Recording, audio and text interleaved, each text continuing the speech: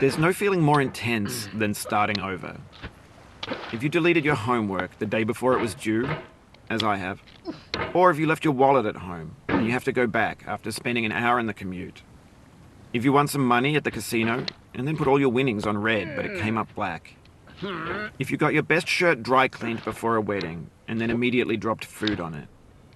If you won an argument with a friend and then later discovered that they just returned to their original view. Starting over is harder than starting up. If you're not ready for that, like if you've already had a bad day, then what you're about to go through might be too much. Feel free to go away and come back. I'll be here. Alright, thanks for coming with me on this trip.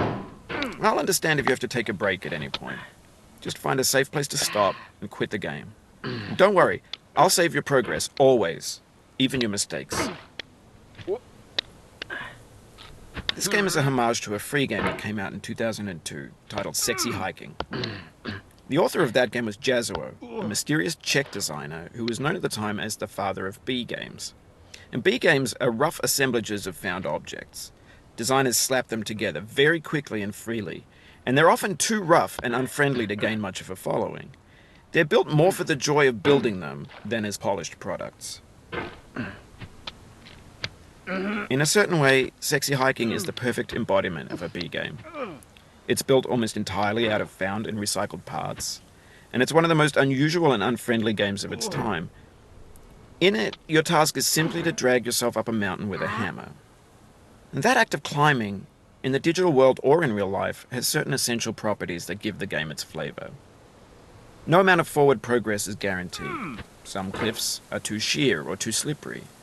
And the player is constantly, unremittingly in danger of falling and losing everything. Anyway, when you start Sexy Hiking, you're standing next to this dead tree that blocks the way to the entire rest of the game. It might take you an hour to get over that tree, and a lot of people never got past it. You prod and you poke at it, exploring the limits of your reach and your strength, trying to find a way up and over. And there's a sense of truth in that lack of compromise. Most obstacles in video game worlds are fake. You can be completely confident in your ability to get through them once you have the correct method or the correct equipment or just by spending enough time. In that sense, every pixelated obstacle in Sexy Hiking is real. The obstacles in Sexy Hiking are unyielding, and that makes the game uniquely frustrating. But I'm not sure Jazzuo intended to make a frustrating game. The frustration is just essential to the act of climbing, and it's authentic to the process of building a game about climbing. A funny thing happened to me as I was building this mountain.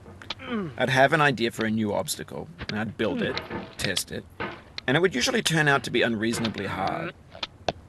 But I couldn't bring myself to make it easier.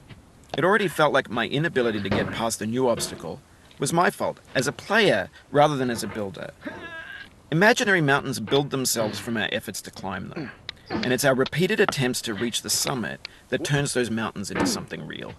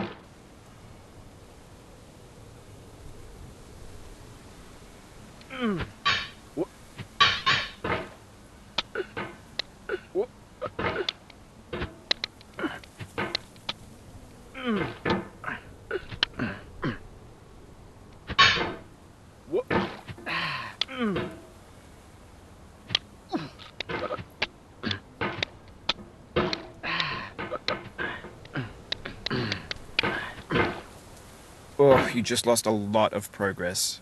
That's a deep frustration, a real punch in the gut.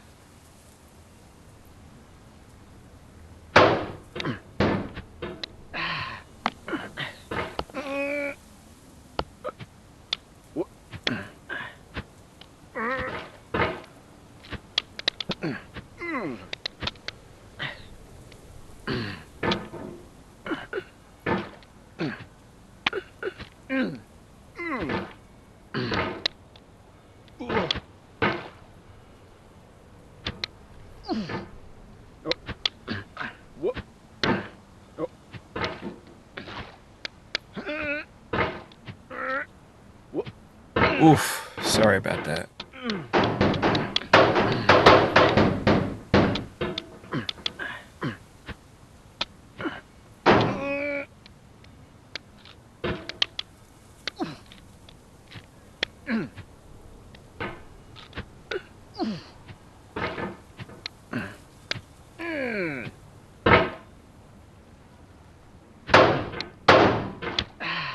Oh, it happened again. Keep on trying, don't let it get to you.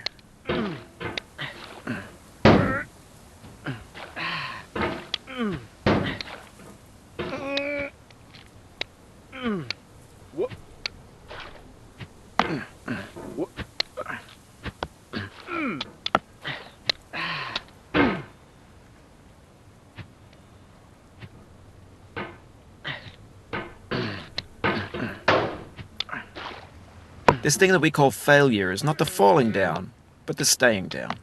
Mary Pickford.